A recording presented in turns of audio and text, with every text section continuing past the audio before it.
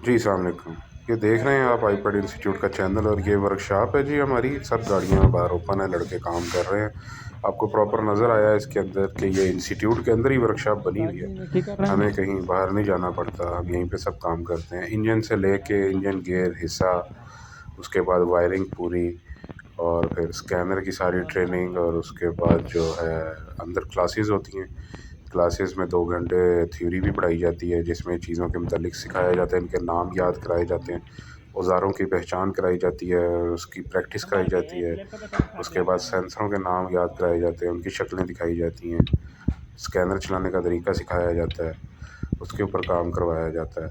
तो ये आप देख रहे हैं ये गाड़ियाँ ओपन है, वो बलिनो है, ये होंडा सिटी है और ये एक होंडा सिविक खड़ी है। ठीक है, सब के अंदर काम हो रहा है और ये आपको साइट नज़र आ रही है कि ये टोटल हमारे इंस्टीट्यूट के ही आगे सब जगह है।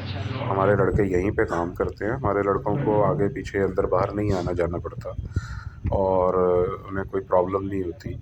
यहीं से वो अपने रूम्स में चले जाते हैं और वहाँ से आके यहीं पे काम करते हैं।